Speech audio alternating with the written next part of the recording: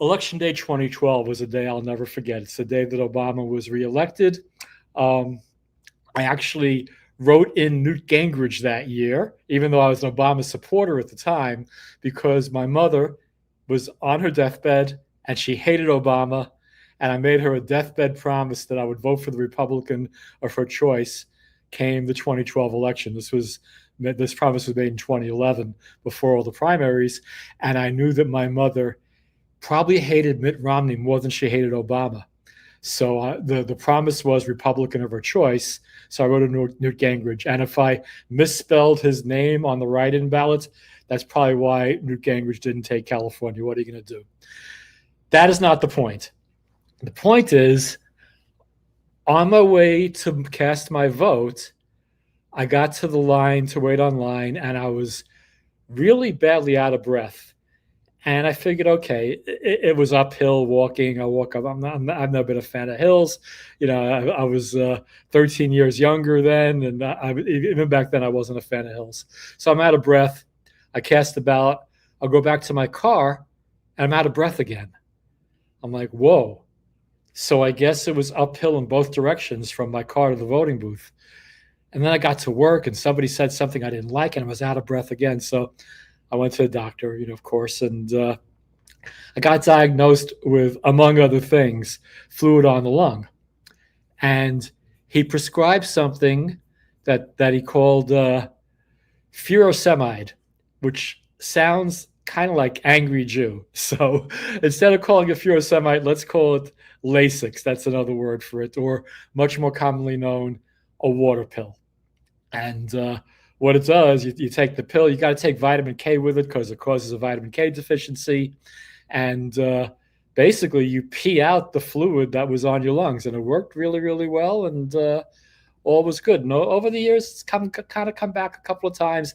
And it actually came back recently. I was out last week. I was on the road, and I had another occurrence of it, and I knew what it was right away because it was the same feeling that I had Election Day 2012, and doctor prescribed some more of that furosemide or Lasix, whatever you want to call it, and I'm fine now. So that's half your medical update. The other half of the medical update is there's the nose. That's not tape. That is the graft. It's healing. I'm doing pretty well. The temple is healing. Tuesday, though, I go back and he does that side of the nose, and I'm not looking forward to that. But we'll take it as it comes. Whatever he's going to do, it's better than having skin cancer. And a word of caution to all of you: you got to watch out when you go out in the sun. I've never been a fan of sunblock, but I sure am now. This all was a result of how many times I used to go to Brighton Beach when I was a teenager, out there, just getting sunburns and going along my merry way. And now, many decades later, I'm paying the price. What are you gonna do? Anyway, the title of this video is "What Do You Say H.A.?" So let's get into why I want to know what H.A. is going to say. So in 2016, I was a pretty hardcore Bernie Sanders supporter, but mindset at the time, again, I was a Obama supporter for his whole presidency at the time. That's a whole separate conversation. 2016, hardcore Bernie supporter, but I was going to accept Hillary as a second choice. That's where I was at the time. But, or should I say, however, when Dirty Debbie and her DNC cronies were exposed for rigging the primary, I had a major WTF moment. At that time, I wasn't on Twitter. I barely watched YouTube. But somehow I came across a video by this guy who calls himself H.A. Goodman. And he very articulately skewered the DNC for what Noam Chomsky would later refer to as their shenanigans. So Mr. Goodman was my first YouTube subscription, and I followed his podcast closely. And I remember him saying there were only three Democrats, that the only three Democrats he trusted were Bernie Sanders, Nina Turner, and someone I had never heard of named Tulsi Gabbard. And we all know where that leads, and that's to very, very good places. Anyway, a couple of 2 weeks ago, my last podcast, I was showing a clip from Trey Gowdy at a House Oversight Committee hearing dealing with the Peter Strzok, Lisa Page, Andrew McCabe fiasco, when OG citizen of the Blatherverse, Kameshwari Kate, mentioned that H.A. Goodman was following those hearings closely day by day. And as a matter of fact, I was following H.A. Goodman closely day by day, and I wondered at the time, because if you remember, and Kate, let me know if you agree, H.A. Goodman started out as a big-time Bernie supporter and ended up being a Trump supporter. And I wondered, what a journey that is. How do you go from supporting Bernie Sanders to supporting Donald Trump? And he did it in just a couple of months.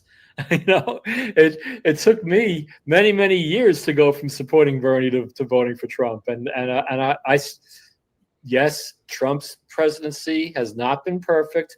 I have my criticism of him, but I do not regret my vote because the alternative was absolutely impossible. And yes, so yeah, so that was 2 weeks ago on the podcast. And yeah, so like I say, somewhere along the line that H.A. he didn't go right from Bernie supporter to Trump supporter.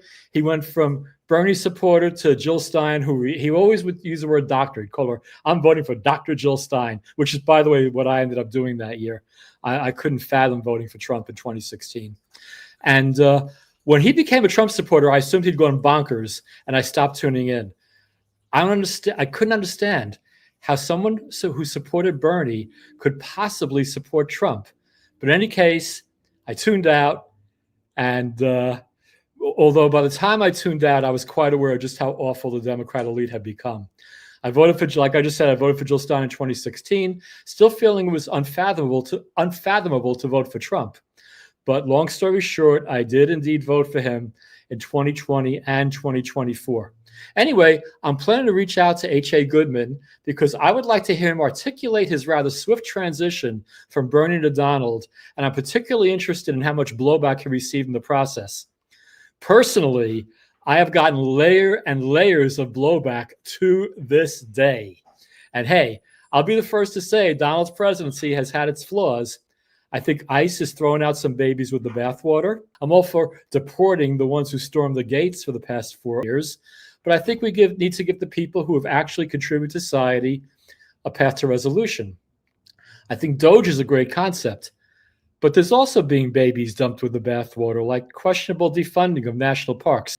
But they've also been great in terms of exposing absurd waste. So great concept with Doge. Execution could be better. But I do not regret my vote because the alternative was unthinkable. I couldn't reconcile it. Now I can. The point being, can you imagine that person representing this country on the world stage? Can you imagine that person sitting down with Zelensky, let alone Putin, let alone Macron, let alone anybody who would ever take her seriously? I mean, she didn't get a single delegate. She had to drop out of the primary when she actually ran for president. The one time she actually ran in 2020, she dropped out before Iowa because people were not buying into it. They were not buying into it whatsoever at all. So, like I said, I don't regret my vote. The alternative was absolutely unthinkable. The thing is, they haven't learned their lesson. They have not learned their lesson. You would think that after the amazing embarrassment of 2016, where Hillary Clinton, the most qualified candidate in history, lost to a game show host, you would think that they would have reformed after that, but they didn't. And you would think that after the bloodbath they took in 2024, they would reform, but they haven't. So who is the leading candidate among the Democrats for 2028? I asked ChatGPT. And what did we get? Top contender and early buzz, Gavin Newsom, #1, rising star status. Newsom has stepped into the spotlight within the Democratic field, driven by a bold social media strategy that mirrors Trump's style, sharp, provocative, and media savvy. Yeah, he's media savvy. Check out his interview with Charlie Kirk sometime. You'll see how media savvy he is. That approach has energized parts of the base, and that speaks very poorly of the base if they're energized by him, and elevated his visibility in recent battleground polls. He's taken strong stances against Republican-led redistricting and positioned himself as a digital-savvy, resistance-oriented governor. So I'd like to know a little bit more about Gavin Newsom. This is a little personal for me, actually. I don't judge people for having extramarital affairs. I chose not to when I was married. I choose not to now in the relationship that I'm in right now. But people do what they're going to do. But I think there's a special place in hell reserved for people who have affairs with the spouse of their employee. And I asked Grok about the affair that Gavin Newsom had when he was mayor of San Francisco. And here's the answer I got. Are you guys seeing it too? I can't make it any bigger, but I'll read it out loud. In 2007, Gavin Newsom, then the mayor of San Francisco, admitted to having an affair with Ruby Rippy Tork, who was his appointment secretary and the wife of his campaign manager and close friend, Alex Tork. The affair took place in late 2005. Rippy Tork was 34 at the time and worked directly under Newsom at City Hall. The affair came to light when Rippy Tork confessed to her husband, Alex Tork, as part of her rehabilitation process for substance abuse issues. Yeah, I guess she was doing her ninth step there. This confession prompted Tork to confront Newsom in a closed-door meeting on January 31st, 2007, after which Tork immediately resigned from his role as Newsom's re-election campaign manager. The following day, February 1st, Newsom held a brief press conference at City Hall. Short notice. Want to make it clear that everything you've heard and read is true. And I am deeply sorry about that. I've hurt someone I care deeply about, Alex Tork, his friends and family. And that is something that I have to live with and something that I am deeply sorry for. I am also sorry that I've let the people of San Francisco down. They expect a lot of their mayor, and my personal lapse of judgment aside, I am committed to restoring their trust and confidence, and will work very hard in the upcoming months to make sure that the business of running the city is framed appropriately. Never underestimate the stupidity of the electorate, especially in the Democrat Party. This guy is not sorry about a thing. He is sorry he got caught, period. I also want to extend a personal apology to everyone in our administration, to my staff that I just met with, to my friends and my family members. I am deeply sorry. Yeah, you're sorry, all right. Sorry, excuse for a human being. This is the best they have? I said a few Thursday night blathers ago that when Elon Musk was talking about starting a third party, that we don't need a third party, we need a second party. I tell you the truth, I'm not a big fan of the concept of Republican permanent one-party rule. Hell no. They'll blow it just like anybody else with absolute power has blown it. We need a second party. And the Democrats are not that. They're giving us Kamala Harris, Joe Biden, Tim Walz, Gavin Gruesome. How does this guy go from sleazeball mayor, incompetent mayor, to less competent governor? And now they think this guy's the best they got to be president? Get the out of here. Get out of here. Seriously. Wow. Just wow. I mean, again, call back to H.A. Goodman. He was watching his podcast, where not that my eyes weren't open, but he really opened my eyes to just how screwed up the Democrat Party is. And that was, 2016. That was 9 years ago. How do you not learn your lesson? How do you not learn your lesson after the bloodbath of Gavin Newsom? Gavin Newsom is the leading candidate. Oh, and by the way, number 2 is Kamala. I'm not even going to try to cackle like her. Forget about it. Forget about it. Anyway, that's the deal with that. I have 2 boomer-related stories tonight, and one's a win, the other one's a loss. Let me start with the win.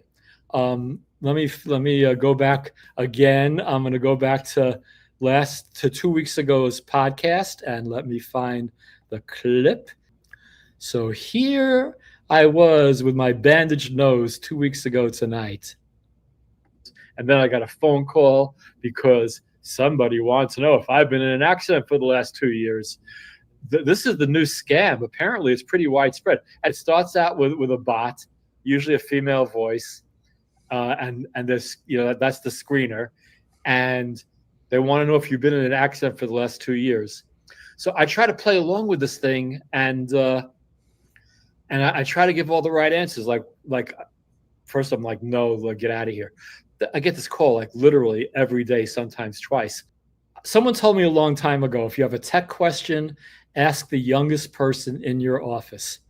So I got a guy in my office who's really, really smart. I'm not going to say his name. He's not only millennial, he's Asian, which makes him a double person to ask a tech issue. So I said to him, here's what I'd like to do. I have a Samsung. Oh yeah, I've been told by Stephanie, by my daughter, by my sister, get an iPhone. Apparently you could do this on an iPhone. Well, I have a Samsung. I don't have an iPhone. That's just how it is. So I ask him, how on a Samsung do I make it so that only people in my contact list can make my phone ring? And again, I know it could be done on an iPhone. It should be he couldn't answer the question. So I'm traveling last week, and I'm getting this call every day, twice, even 3 times in a day. They want the accident, but and I'm playing with my grandchildren. I don't want to deal with this. So finally, I went back to the hotel I was staying at, and I took a deep dive into it, and I figured it out. So Samsung users, if you are annoyed, and by the way, these calls always come from your local area code. So anytime I would see a call from 714 that wasn't in my contact list, I knew it was either somebody trying to get into my Medicare, mostly somebody trying to call about an accident. Sometimes they're trying to sell me some kind of shit from my house. I don't know. Got tired of it. So how do I make it so that only people in my contact list can make my phone ring? And the answer is simple. Are you paying attention, Samsung users? All right, well, whether you are or not, here's how it works. I'm going to share this with you. What you do is you go into do not disturb mode 24/7. Now I was in do not disturb mode from 10:15 p.m. to 7 a.m. I lose that feature. I had that a couple of exceptions. My children and Stephanie could call me anytime. Well, now it should have been obvious to me.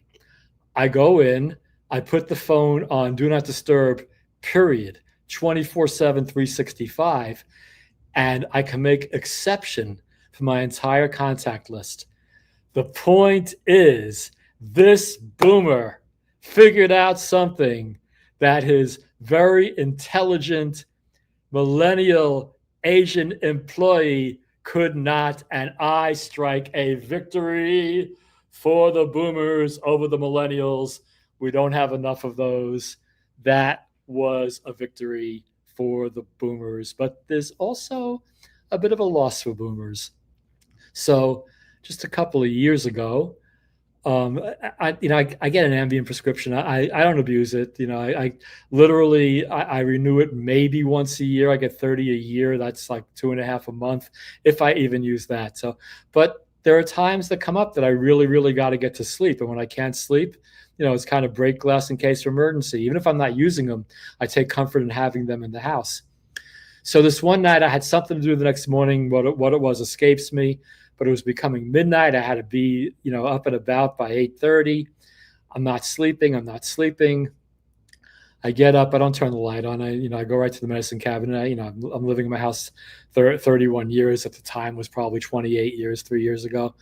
I go into the I go into the bathroom. I don't bother turning on the light. I reach in the medicine cabinet, open the bottle, take the pill, lay down in bed. Half hour later, I'm still awake, but I got to pee. So I go to the bathroom, lay down, close my eyes, but I don't fall asleep. Half hour later, I'm still not asleep, but I got to pee again.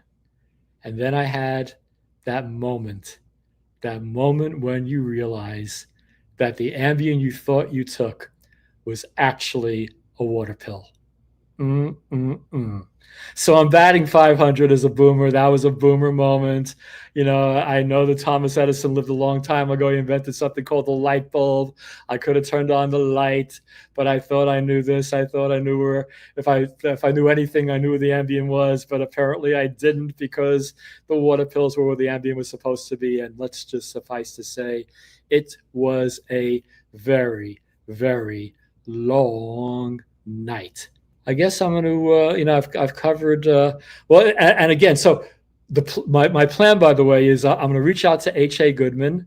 I actually have his contact address. And if we want to start a petition, because I want H.A. Goodman on this show, I want H.A. Goodman to blather with the boomer. H.A. Goodman, I want to blather with you. I sincerely want to hear your story about not just the philosophy behind going from Bernie to Jill to Trump in a matter of a few months, but what did it do to you personally? I mean, I unsubscribed. I'm just one person. He has over 100,000 subscribers. He probably, he's not going to notice something like that. But there had to be an impact. I just really wonder, because I know what it's like. Boy, do I know what it's like to go from Obama to Bernie to Jill to Donald. Oh boy, do I know what that's like to this day. But I wonder what it was like for him. So I think it would be a fascinating interview, and I'm going to reach out to him. I'm going to send him, a clip maybe of tonight, maybe of the thing that I showed from 2 weeks ago, and say, hey, H.A., what do you say? Let's blather with the boomer, and hopefully sometime down the road I will have the one and only H.A. Goodman blathering with the blathering boomer. I'm going to pivot to Israel now. And people close to me are even using the G word now. It really, really bothers me. I've said it over and over again. There is no genocide in Gaza, the G word being, Gaza, the G word being genocide. It's scary that more and more people are buying into that crap, because we're often hearing about the death toll in Gaza and how many innocent children are being killed. Let me show you some of those innocent children real quick.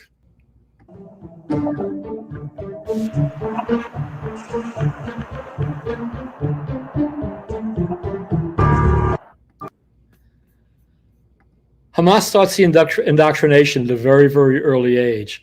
And a lot of people, a lot of the casualties, and by the way, most of the numbers we're getting are Hamas numbers. So, take them with whatever number of grains of salt you have to.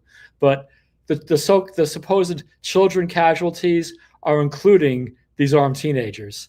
And here we go with this. Imagine if we can teach the children of our neighbors that Jews have a right to exist.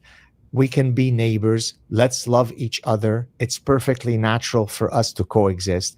Think that Israel is actually interested in committing a genocide, because if they wanted to commit a genocide, well, let's think it through.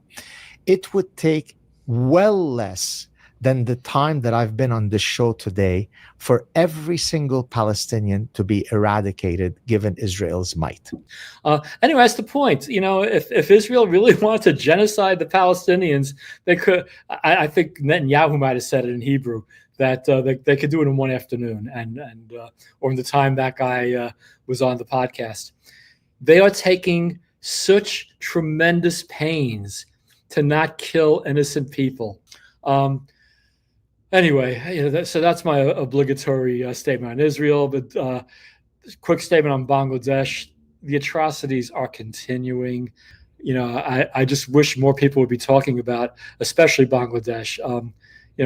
Hindus are, for the most part, peaceful spiritual people, and they're just being slaughtered.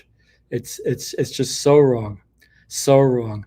Anyway, I'm going to wrap it up with a culture war thing, because I don't want to say I'm a soldier in the culture war. I don't want to say I'm a victim in the culture war, but let's just say the entire 510 area code is not speaking to me after I lived there for 10 years, because it came out that I voted for Trump.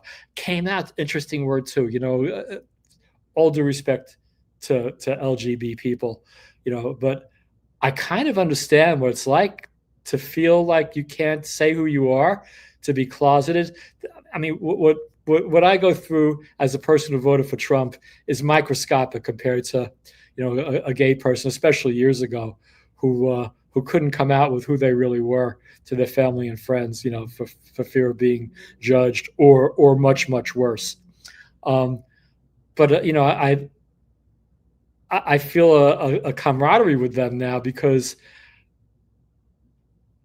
people treat me different once they find out I voted for Trump. And these are people I've known for decades in some cases. So the culture war is very real. The culture war is constantly at my doorstep, and I'm kind of sick of it. So here's what happened a few weeks ago. This is old news for those of you who pay attention to these things. Greg Gutfeld, the king of late night, the self-declared king of late night, went on the Jimmy Fallon show, the current incarnation of the Tonight Show. We went from Johnny Carson to Jay Leno. Now we got Jimmy Fallon. And unlike Colbert, who was really worthless, and Jimmy Kimmel, who is really worthless, Jimmy Fallon, he's kind of, somebody made a quote, Jimmy Fallon didn't enlist in the culture war, he got drafted into the culture war. I think to survive in late night these days, you have to be demonstrably left-leaning, but somehow Jimmy Fallon has maintained a sense of humor. Imagine that. He hasn't resorted to dancing hypodermic needles to the tune of tequila for non-laughs. So what happened a few weeks ago? Greg Gutfeld was invited to and accepted an invitation to go on the Tonight Show with Jimmy Fallon. And let me share that with you. And I think this video goes into some of the blowback that he received for doing that. So this is my last sharing. It should be much easier to find. And there it is. And here we go, and press play, and off we go. He broke the late night barrier on Thursday night and went and took a visit to Jimmy Fallon. Watch this.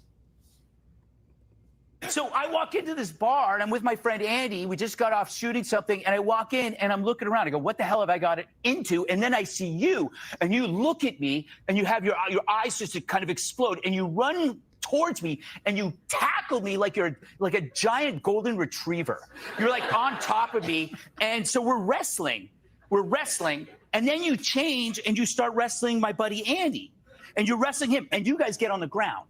You guys are now on the ground wrestling, and I like. So I'm sorry I tackled you. I know. It was great though. It was all very good natured, and it was a great memory. And I'm so glad I finally got to tell you about it. It worked. So notice Jimmy Fallon was laughing. The audience was laughing. There was not a political word in the whole thing. Anyway, rather than me comment on it, let's let these folks comment on it. Worked, and it was funny because it was two real people just sort of having a conversation. And it wasn't any of this stupid, ideological nonsense that I feel like a lot of the late night shows have gotten into. Right. And that's why I think the media has melted down, right? Yeah, so exactly. Here's The Independent. They said Jimmy Fallon hosts one of Trump's favorite Fox News personalities for softball interview amid president's cancellation threats. Okay, like it's supposed to be a hardball interview on Jimmy Fallon. Exactly. Okay, Daily Beast says Jimmy Fallon fawns all over MAGA late night host Greg Gutfeld in softball chat. Here's from Deadline. Greg Gutfeld largely avoids politics or late night talk in Tonight Show debut, but shares drinking anecdotes.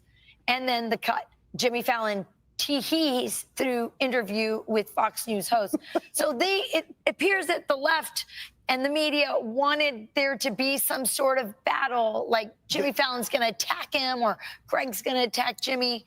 They were so disappointed. Yeah, they Why? were. Because that's why Gutfeld is the king of late night, because he understands what comedy was, funny stories, engaging, and Greg responded to this criticism last night. Take a listen. It went so well all the way home, I couldn't stop talking about it with my Uber driver. It was nothing. Gutfeld's actually funny, and Jimmy Fallon, he's a talented guy, and I'm glad he rose above this.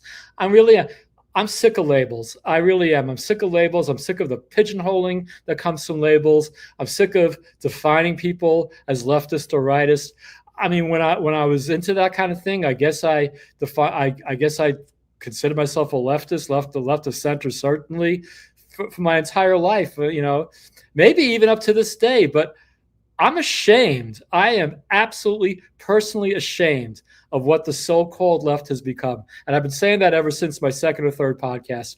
I think the left needs to be reclaimed by actual leftists. And by actual leftists, I mean people of principle, people who care about things like freedom and free speech and fairness and truth. What I don't see, and maybe I'm blind to it, I don't see people on the so-called right canceling people on the so-called left. Wait a minute. That's left. It's not a mirror image. I'm looking at a TV monitor when I do this. People on the so-called right. No, that's the left. People on the so-called right. I don't see them canceling people on the so-called left. But I do see people on the so-called left canceling people on the so-called right. And if I don't know my left from my right, it's just a product of the days that we're living in these days. This is my last Thursday night podcast until probably January. I will not compete with Thursday Night Football, as horrible a job as Amazon does covering it for football season. I'm going back to Tuesdays, but I will not be on this coming Tuesday because, as I mentioned earlier in the podcast, they are doing a Mohs surgery on the carcinoma I have on the left side of my nose. So hopefully the left side of my nose will not match the right side of my nose. Hopefully the right side of my nose. I mean, this might be the first time I've done this without the bandages on. I'm not sure.